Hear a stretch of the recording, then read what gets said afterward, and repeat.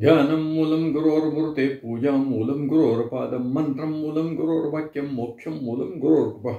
सर्व भक्त मंडळींना नमस्कार.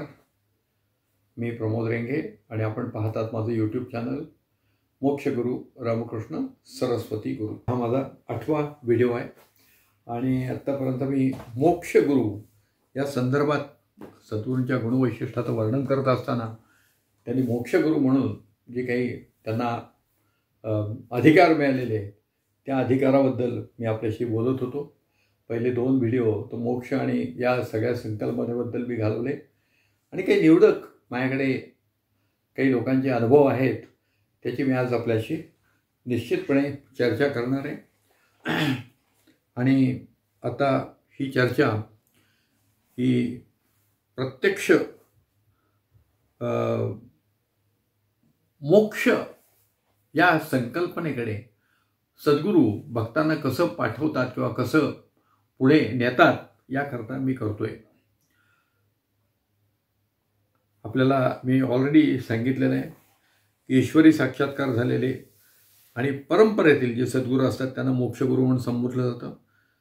भगवान शिवशंकर हे त्यातले आद्य गुरु आहेत आणि त्यांच्यापासून ही गुरुपरंपरा सुरू झालेली आहे. म्हणजे शिवशंकरांचं कार्य हे ज्ञान देणं, ज्ञान म्हणजेच मोक्ष देणं हे आहे.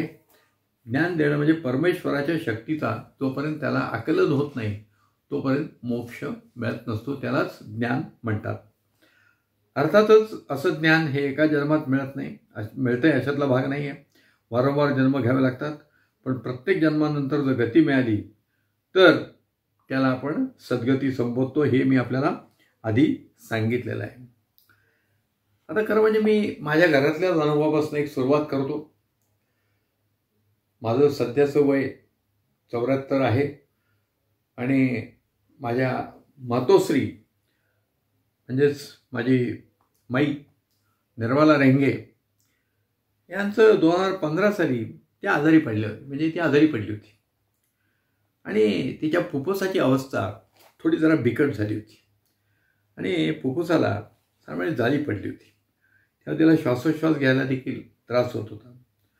तर डॉक्टरने आम्हाला सांगितलं की आता फुफ्फुस हे डिटोरेट चाललं आहे आणि आता त्यांचं वय त्यावेळेस काहीतरी 80-82 वगैरे काहीतरी होतं आणि मग या 80 या वयात फार काही आपल्याला त्याच्याकडनं अपेक्षा करणं ठीक राहणार नाही. तर सारं म्हणे 3-4 महिने ते जगतील, आता तुम्ही घरी त्यांना न्या आणि त्यांची सेवा करा. डॉक्टर नेहमी असं सांगत असतात. आता या बाबतीत माझी एक पूर्ण अशी धारणा होती की जन्म आणि मृत्यू कुठल्याही व्यक्तीचे हे आपल्या कुठल्याही मानवाच्या हातात नाहीत. कोणी कुठे जन्म घ्यावा आणि कोणाचं मरण कधी यावं हे त्या ईश्वरी शक्तीने विहित केलेलं आहे. त्याप्रमाणेच ते होत असतं, ते आपल्या कोणाच्याही हातात नाही. आता या ठिकाणी अशी माझी कल्पना असल्यामुळे त्या आपण मृत्यूवर काही सत्ता गाजवू शकत नाही. आणि आता डॉक्टरांनी जे सांगितलं ते त्यांच्या अंदाजाप्रमाणे घेतलं. पण शेवटी आपली जी कल्पना आहे की मनुष्याचे भोग संपल्याशिवाय त्याच्या आयुष्याची दोरी संपत नाही आणि हे जे भोगणं किंवा ते निस्तरणं भोग हे आपल्या दोन्ही दृष्टीने असतात. चांगले पण भोग असतात आणि काही वेळेस वाईट पण भोग असतात. पण जे भोग आपल्या वाट्याला आले ते आनंदाने, दुःख असेल तरी ते सहनशक्तीने वाढावी अशा पद्धतीने जगावं याकरता आपण नेहमी सद्गुरूंना प्रार्थना करत असतो. आता या ठिकाणी आमच्या माईचं वय 80-82 असल्यामुळे मी तिला उदंड आयुष्य लाभावं इथून पुढे अशी सद्गुरूंना प्रार्थना करणं अजिबात उचित नव्हतं. त्यामुळे सद्गुरूंना एकच प्रार्थना केली की सद्गुरूराया आता माझ्या मातोश्रींचं उर्वरित आयुष्य जे आहे ते आनंदात जावं आणि तिला कुठलंही परावलंबित्व न यावं. माणसाला काय वाटतं माहिती का की आपल्याला आपल्या मृत्यूची भीती वाटत नाही, पण मृत्यू येण्यापूर्वी आपण परावलंबित व्हावं, आपलं कोणतरी सेवा करावी हे जरा आपल्याला अपमानास्पद वाटतं. आता ते काही गोष्टीला इलाज नसतो, हा भाग वेगळा आहे, ते प्रत्येकाचे भोग आहेत. पण प्रत्येकाला असं वाटतं की, म्हणून मी म्हटलं की तिला कुठलीही परावलंबन न येता, परावलंबित्व न येता तिचं जे काय व्हायचं असेल तर व्हावं, आणि मृत्यूसमयी तिला आपलं स्मरण असावं. मृत्यूसमयी सद्गुरूंचं स्मरण झालं, भगवंताचं स्मरण झालं, आराध्य दैवताचं स्मरण झालं, तर त्यातनंच पुढे आपल्याला मोक्षाची गती मिळणार आहे. हे संस्कार आमच्यावर सद्गुरूंनी केलेले आहेत. त्यामुळे मी तशी प्रार्थना केली. आता भगवद्गीतेमध्ये 8व्या अध्यायात 5व्या श्लोकात असे सांगितले जाईल, मृत्यूसमयी जो भगवंताचे स्मरण करी देहत्याग करतो तो अंतिमतः भगवंतात विलीन होतो. आता या ठिकाणी कलेवर सोडताना म्हणजे मृत्यू पावताना जो विचार मनात आहे त्याप्रमाणे पुढील गती मिळत असते. त्यामुळे मृत्यूसमयी आपल्याकडे भगवंताचं नाम घेण्याची प्रथा आहे, आणि जरी त्या व्यक्तीला नाव घेता येत नसेल तरी आपण जे जमलेले लोक असतो ते भगवंताचं नाव घेतो, तिथं भजन करतो, कीर्तन करतो, जय जयकार करतो, हे सगळं आपलं चालू असतं. श्रावण महिन्यामध्ये सद्गुरू परमपूज्य रामकृष्ण महाराज यांचा स्मृती दिन असतो. त्यांनी आमच्यावर केलेल्या कृपा प्रसंग मी लिहून ठेवलेले आहेत, आणि मागे मी सांगितलं आता यावर्षी मी त्याचं पुस्तकही प्रसिद्ध केलंय. त्या आठवणी चिंतन म्हणून मी त्या दिवशी आठवत असतो. आपल्यावर आपल्या सद्गुरूंनी जी काही कृपा केली आहे त्या कृपेचं वर्णन जर कायम आपण आठवलं तर त्यावेळेस आपण जास्त गुरुदेवांच्या जवळ असतो, कारण गुरुदेवांनी ती आपल्यावर कृपा केलेली असते. एखाद्या वेळेस तुम्ही जेव्हा नाम जप करताना तेव्हा तोंडाने जरी दत्तात्रयाचं नाव घेतलं तरी मन तिथे नक्की असेल असं सांगता येत नाही. पण जेव्हा आपण अशा आठवणी आपल्यावर केलेल्या कृपेच्या आठवत असतो तेव्हा निश्चितपणे आपलं मन सद्गुरूंच्या पुढे गुंतत असतं. तर त्याप्रमाणे मी असा विचार केला की आमच्या माईनी सद्गुरूंची सेवा केलेली आहे. सद्गुरू माझ्या घरी 12 वर्ष मुक्कामाला येत असत.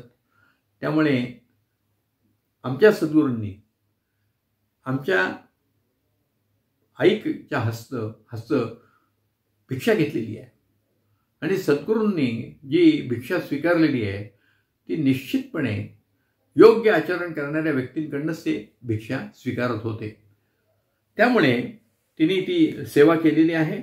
त्यामुळे मला असं वाटलं की आता याच्या पूर्वीच्या गुरुदेवांच्या ज्या आठवणी आहेत आपण संग्रहित केलेल्या आहेत, या आठवणींचा मी जर तिला परत एकदा आठवण करून दिली तर तिला तो पुनर्प्रत्ययाचा आनंद होईल, आणि मन तिचं सद्गुरूंच्या मध्ये रममाण होईल असा मी त्या दिवशी विचार केला होता. आणि मग त्या ठिकाणी 18 साली आम्ही त्या दिवशी एक घरामध्ये सगळे आमचे भावंड, माझी मुलं, नातवंड असे सगळे आम्ही एकत्र बसलो, आणि एक 10-12 लोक बसलो आणि त्या आठवणी वाचायला सुरुवात केली. त्या आठवणी वाचायला आम्हाला 4-5 तास लागले, आणि त्या ठिकाणी आमच्या मातेला पण आनंद झाला, बाईला आनंद झाला, आणि त्या ह्याच्यात ती रममाण झाली. आणि मग सगळ्याच आठवणी तिला परत एकदा यायला लागल्या, मन तिचं तिकडे एकाग्र व्हायला लागलं. आणि हा साधारणपणे श्रावणातल्या चतुर्दशीचा कार्यक्रम होता, आणि त्याच्यानंतर सप्टेंबर महिन्यात गणेश उत्सव संपला, आणि आमच्या मातोश्रींना आम्हाला हॉस्पिटलमध्ये ॲडमिट करावं लागलं. आणि सगळे पितृपंधरवड्यात तिला ॲडमिट केलं होतं. एक 7-8 दिवस ती डॉक्टरांकडे होती. तिला श्वास घ्यायला त्रास होत होता, आणि श्वास घेण्याकरता तिला एक मशीन लावावं लागत होतं. ते मशीन घेतलं की तिचा श्वासाच्याच वेळच व्हायचा, आणि मशीन नसलं की मग तिला अस्वस्थ वाटायचं, तिची मेमरी लॉस व्हायची, मग ती इररिलेव्हंट बोलायची, असं सगळं होत होतं. आता हे वयोमानाप्रमाणे या गोष्टी होणार, तो भाग वेगळा आहे. पण जोपर्यंत मशीन आहे तोपर्यंत मशीन ते सारखं लावता येत नाही. त्यामुळे मग शेवटी डॉक्टरांनी आम्हाला सांगितलं की आता तुम्ही तिला घरी घेऊन जा, आता काही जास्त मशीनचा उपयोग नाही, घरी तुम्ही एक ऑक्सिजनचं मशीन ठेवा. आणि मग आम्ही माझे बंधुराज निगडीला राहतात, त्या निगडीच्या घरात आम्ही आमच्या माईला नेलं, आणि त्या ठिकाणी ऑक्सिजनची वगैरे व्यवस्था केली. त्या ठिकाणी 2-3 दिवस आमची माई होती आणि त्या 2-3 दिवसात आम्ही सगळी व्यवस्था केली. त्या काळामध्ये प्रकृतीवर चढ उतार होत होते. तिच्या मनातल्या विचारातही चलबिचल होती. त्यामुळे चलबिचल होऊ नये म्हणून मी गुरुदेवांचा फोटो तिच्या बेडपाशीच ठेवून दिला आणि तिच्याकडनं होता होईल तेवढं नामस्मरण स्तवन करून घेतलं. ती देखील सगळी स्तोत्र वगैरे म्हणत, ती पहिल्यापासून स्तोत्र म्हणायचीच, तर ती सगळी स्तोत्र वगैरे रोज म्हणत होती. त्या काळातही म्हणत होती. आणि दसऱ्याच्या आदल्या दिवशी जवळ रात्री 12-1 पर्यंत मी तिथं होतो. त्यानंतर मी चिंचवडला राहतो, त्यामुळे घरी आलो आणि दुसऱ्या दिवशी दसरा काय साजरा करायचा विचार नव्हता आमचा. मातोश्रीची तब्येत ठीक नव्हती, पण घरी पूजा अर्चा केली पाहिजे. पूजा केली, देवाला नैवेद्य दाखवला आणि शिरा केला होता. आणि मग तो शिरा घेऊन मी माईच्या घरी म्हणजे आमच्या निगडीला भावाच्या घरी निघालो. म्हणजे तिला 2 घास भरवावेत.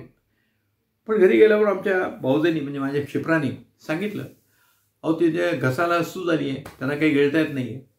तेव्हा ते शिरा गिळताच येत नाही म्हटल्यावर शिरा देण्याचा प्रश्न नाही आला. मग तिच्याकरता आम्ही ज्यूस दिला तिला. त्यानंतर 1-1:30च्या सुमारास ती म्हणली, आता मला गोड काही नको, तुम्हाला काहीतरी चमचमी जसं तिखट काहीतरी द्या. आता काय तिखट देणार, घरात भजी केलेली होती, देता येत नव्हती, गिळता येत नव्हती. मग शेवटी आपली जी आपण तुरीच्या डाळीची आमटी करतो घरात, ती आमटी केलेली होती. ती आमटी जरा कमी तिखट आणि मिठाची जरा अशी थोडी चविष्ट अशी तयार केली आमच्या भाऊजाईनी क्षिप्राने. आणि मग मी तिला त्या चमच्यानी त्या आमटीचे काही घास भरवले. आणि प्रत्येक घास भरवत असताना तिला मी गुरुदेवांचं आणि दत्तात्रयाचं नाव घेत होतो, मोठ्यांदा घेत होतो काय. आणि असं नाव घेत तिने 7-8 चमचे ते ग्रहण केलं. आणि त्याच्यानंतर तिला थोडी ग्लानी आली. आणि ग्लानी आल्यानंतर पुढच्या 15 मिनिटात ती गुरुचरणी विलीन झाली. आता बघा मृत्यू कसा आलाय, मृत्यू कसा आलाय. तर आपल्याकडे सांगितलंय की स्मरण करत असताना मृत्यू झाला तर मोक्ष मिळतो. भजन कीर्तन ऐकत असताना मृत्यू झाला तरी मोक्ष मिळतो. पवित्र ठिकाणचं तीर्थ घेतलं किंवा भस्मधारण केलं असेल तरी त्या ठिकाणी मोक्ष मिळतो, असं सगळं आपल्या या गुरुचरित्रात सांगितलेलं आहे. तर या अँगलने जर मी विचार केला तर मी स्वतःच ते देवाचं नाव घेत तिला घास भरवले. आणि प्रत्येक मुलाचं हे कर्तव्य असतं की ज्यावेळेस आईवडिलांना मरण येतं त्यावेळेस त्यांना जे अंतिम पाणी पाजायचं आहे ते काम मुलांनी करावं. तर आपल्याकडे काय झालंय की आपण या प्रथांचं अवडंबर करतो. ती व्यक्ती मृत्यू पावल्यानंतर आपण ते गंगाजल घालत असतो. ते खरं गंगाजल आधी घालायचं असतं. पण मला ही सद्गुरूंनी बुद्धी दिली की तिचा प्राण जाण्याच्या आधी, तिच्या प्राण असताना तू तिला पाणी, म्हणजे आता ही आमटी म्हणजे पाणीच आहे, पाणी पाज तिला. आणि ते पाणी पाजत असताना मी देवाचं नाव घेतलं, गुरुदेवाचं नाव घेतलं, दत्तात्रयाचं नाव घेतलं. त्यामुळे या नाम सानिध्यात तिने कलेवर सोडलं असा माझा पूर्ण समज आहे. आणि या ठिकाणी मी परंपरेतील आणि साक्षात्कारी मोक्षगुरु रामकृष्ण सरस्वती यांचं स्मरण करत असताना आमच्या माईने प्राण सोडलेला असल्यामुळे आणि ती गुरुदेवांची भक्त असल्यामुळे, गुरुदेवांची काही वैयक्तिक सेवा केली असल्यामुळे सद्गुरूंनी तिला निश्चितपणे सद्गतीच्या दृष्टीने पुढे नेलेलं आहे. आता या ठिकाणी मोक्ष जरी मी म्हणत असलो तरी आपल्या दृष्टीने ती सद्गती असते. मी सद्गुरुचरणीची प्रार्थना करत होतो किंवा तिला अंतिम समयी गुरुस्मरण व्हावं असं म्हटलं होतं मी. आता तिला स्मरण झालं, मला कसं काय कळणार आहे. बघा, भक्ताची कामना गुरुदेव कसं पूर्ण करून घेत. तर गुरुदेवांनी काय केलं की तिला झालंय का नाही ते मला माहीत नाही, पण तू करत बस, तू केलं आणि तुझ्या या माझं नाव घेण्यातल्या म्हणजे भगवंताचं नाव घेत असताना त्यांचा मृत्यू झाला की ते तिला पण लागू आहे. म्हणजे सद्गुरूंनी आपल्याकडनं किती कनवाळूपणे दैवपणे माझ्याकडनं हे करून घेतलं आणि पुत्राचं कर्तव्य पार पाडण्यास मला त्यांनी संधी दिली. असा हा जो भाग आहे हा मोक्षगुरू म्हणून आम्हाला आमच्या घराला तो जो अनुभव आलेला आहे तो अनुभव हा फार महत्त्वाचा आहे. या ठिकाणी माझ्या मातेला म्हणजेच गुरुदेवांची भक्त असलेल्या माझी माई म्हणजेच निर्मला रेंगे यांना सद्गुरूंनी सद्गती दिलेली आहे मोक्षाच्या दिशेने, अशी माझी ठाम समजूत आहे आणि ती बरोबर पण आहे. हे सगळ्याचा विचार करता या अनुभवावर मी इथे थांबतो. परत तुम्हाला 2-3 अनुभव पुढच्या 2-3 व्हिडिओत मी सांगणार आहे. श्री गुरुदेव दत्त.